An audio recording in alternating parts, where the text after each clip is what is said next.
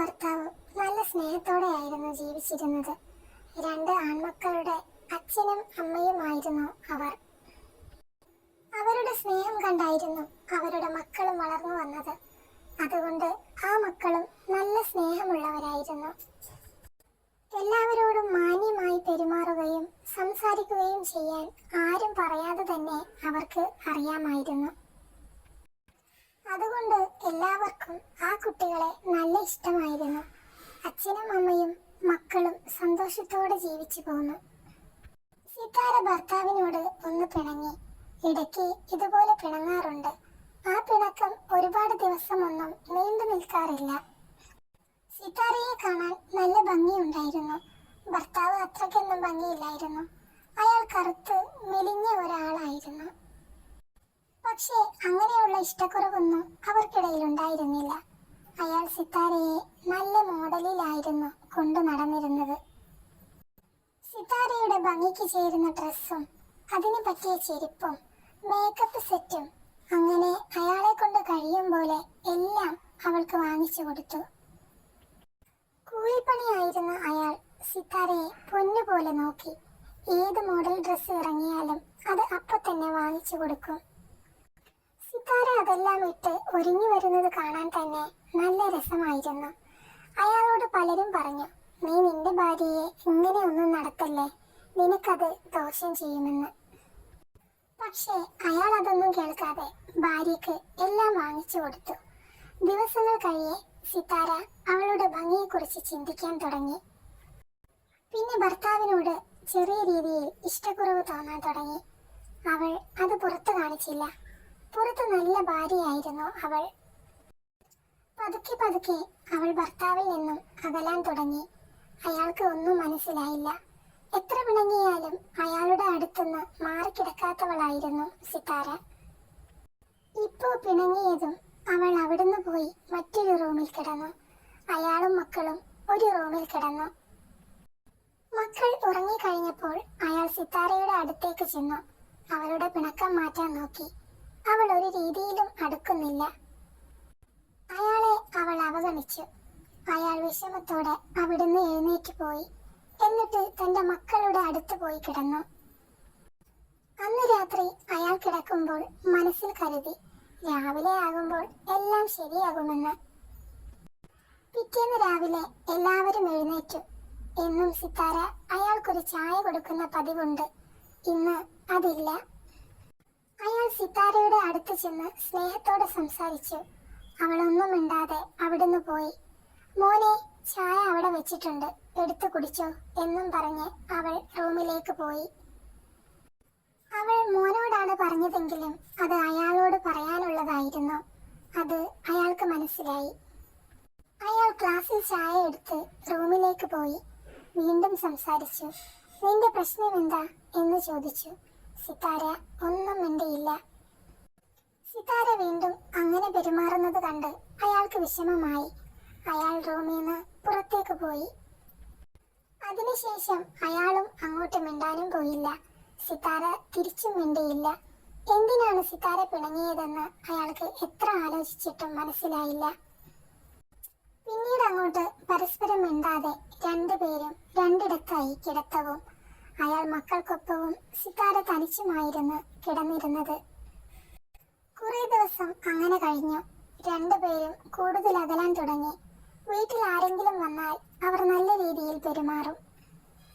രണ്ടുപേരും പരസ്പരം മിണ്ടാതെ കഴിയുവാണെന്ന് പറയേ ചെയ്യില്ല. അതുപോലെയാ മറ്റുള്ളവരോട് അവർ പെരുമാറുന്നത്. ഒരു ദിവസം അയാൾ രാത്രി വെള്ളം കുടിക്കാൻ എഴുന്നേറ്റപ്പോൾ സിതാരയുടെ റൂമിൽ നിന്നും സംസാരം കേട്ടു. അയാൾ അങ്ങോട്ട് ചെന്ന് റൂമിന്റെ കതക് തുറന്നു. നോക്കിയപ്പോൾ അയാൾ കണ്ടത് സിതാര മറ്റൊരു ആളിന്റെ കൂടെ കിടക്കുന്നതാണ്. ഒരു ഭർത്താവും കാണാൻ ആഗ്രഹിക്കാത്ത കാഴ്ച. സിതാരയെ ജീവന് തുല്യം സ്നേഹിച്ച് അവൾക്ക് വേണ്ടതെല്ലാം ചെയ്തു കൊടുത്തിട്ടും ഇങ്ങനെ ഒരു ചതി അവൾ അയാളോട് ചെയ്തല്ലോ. സിതാരയെ അങ്ങനെ കണ്ടപ്പോൾ അയാൾക്ക് സഹിച്ചില്ല. അയാൾ പൊട്ടിക്കരഞ്ഞു. അവർ രണ്ടുപേരും ചാടി എഴുന്നേറ്റു. ബഹളം കേട്ട് മക്കളും ഉണർന്നു. അവരുടെ അമ്മ മറ്റൊരാളിന്റെ കൂടെ നിൽക്കുന്നത് കണ്ട് ആ മക്കളും തകർന്നുപോയി. അയാൾ സിത്താരയുടെ കാമുകനെ പൊതിരെ തല്ലി.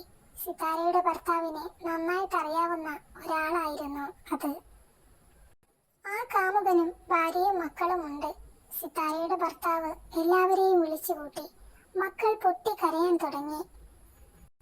ആളുകൾ കൂടി വന്നു. എല്ലാവരും അവളോട് മോശമായി സംസാരിച്ചു. കാമുകൻ അതിന്ന് ഓടിപ്പോകാൻ ശ്രമിച്ചു. പക്ഷേ സിത്താര അവൾക്ക് ഭർത്താവിനെ വേണ്ടെന്നും കാമുകനെ മതിയെന്നും പറഞ്ഞു. നാട്ടുകാർ പോലീസിനെ വിളിച്ചു വരുത്തി. പോലീസ് വന്നപ്പോൾ സിത്താരയോട് കാര്യങ്ങൾ ചോദിച്ചു.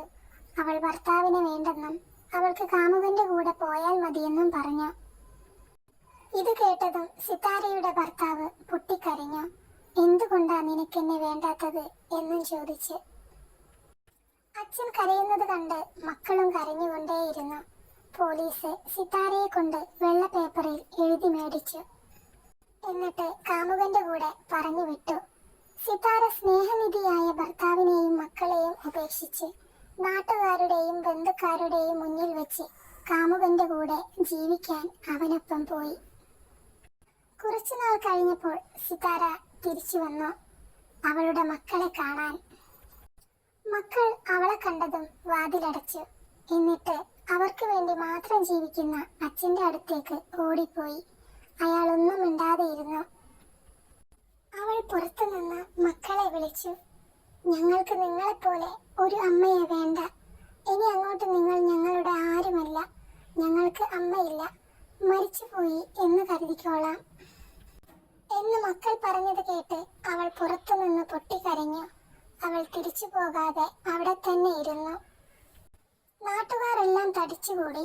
നിനക്ക് നാണമില്ലേ എന്ന് ചോദിച്ചു. എന്തായാലും നീ ചെയ്ത പോലെ ആ മക്കളുടെ അച്ഛൻ ഒരിക്കലും ചെയ്യില്ല. നീ അവരെ ഉപേക്ഷിച്ചു പോയി. ഇത്രയും നാൾ കഴിഞ്ഞിട്ടും അയാൾ മറ്റൊരു വിവാഹവും കഴിക്കാതെ അയാളുടെ മക്കൾക്ക് വേണ്ടിയാ ജീവിക്കുന്നത്.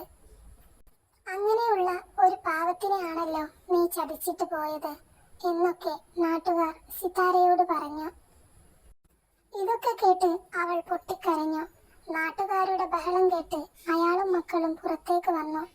എന്നിട്ട് മാന്യമായിട്ട് അവളോട് ഇറങ്ങിപ്പോകാൻ പറഞ്ഞു. അത് കേട്ടതും സിത്താര അയാളുടെ കാലിൽ വീണ് ക്ഷമ ചോദിച്ചു. എനിക്കൊരു തെറ്റ് പറ്റി, എന്നോട് ക്ഷമിക്കണം. എനിക്ക് നിങ്ങളുടെയും മക്കളുടെയും കൂടെ ജീവിക്കണം എന്നും പറഞ്ഞ് സിത്താര കരഞ്ഞു. നാണമില്ലേ നിനക്കിത് എന്നോട് വന്ന് പറയാൻ എന്ന് അയാൾ ചോദിച്ചു. അവൻ എപ്പോഴും എന്നോട് വഴക്കാണ്. എന്നെ അടിക്കുകയും ചീത്ത വിളിക്കുകയും ഒക്കെ ചെയ്യും. ഞാൻ അവന്റെ ജീവിതം നശിപ്പിച്ചു എന്നാ അവൻ പറയുന്നത് എന്ന് സിത്താര കരഞ്ഞുകൊണ്ട് പറഞ്ഞു. ഇത് കേട്ടതും നാട്ടുകാരെല്ലാം നിനക്ക് അത് തന്നെ കിട്ടണം. ഈ പാവത്തിനെയും മക്കളെയും ഉപേക്ഷിച്ച് നീ നിന്റെ സുഖം നോക്കി പോയതല്ലേ, ഇപ്പോ അനുഭവിക്ക്. നിന്റെ മക്കളുടെ അച്ഛൻ നിന്നെ എങ്ങനെ കൊണ്ടു നടന്നതായിരുന്നു. അവരെ ഉപേക്ഷിച്ചല്ലേ നീ കാമുകനൊപ്പം പോയത്. അങ്ങനെയുള്ള നീ ഇനിയും അനുഭവിക്കും എന്നും പറഞ്ഞ് നാട്ടുകാരെല്ലാം അവളെ ശപിച്ചു. അവൾ പറഞ്ഞതൊന്നും കേട്ട് അയാളുടെ മനസ്സ് മാറിയില്ല. അങ്ങനെ മാറിയാൽ ഇനിയും വേറെ ആരുടെയെങ്കിലും കൂടെ വീണ്ടും പോകില്ല എന്ന് ഒരു ഉറപ്പുമില്ല. അതുകൊണ്ട് അയാൾ മക്കളെയും വിളിച്ച് അകത്ത് കയറി വീടിന്റെ കതകടച്ചു. അവൾ പുറത്ത് ഒരുപാട് നേരം ഇരുന്നു. പക്ഷേ ഫലമൊന്നുമുണ്ടായില്ല. കുറച്ചു കഴിഞ്ഞപ്പോൾ അവൾ അവിടുന്ന് പോയി. ജീവിതത്തിൽ സിത്താരയ്ക്ക് പറ്റിയ ഏറ്റവും വലിയ തെറ്റാണ് ഇത്. ഒരിക്കലും തിരുത്താൻ പറ്റാത്ത തെറ്റ്. ഇനി അവളുടെ ജീവിതത്തിൽ എന്ത് സംഭവിച്ചാലും അവൾ അത് അനുഭവിച്ചേ പറ്റൂ. കാരണം അവൾ അത് ചോദിച്ചു വാങ്ങിയതാണ്. അവൾ തിരഞ്ഞെടുത്ത ജീവിതം ഇനി അവൾ ജീവിച്ചു തീർക്കട്ടെ.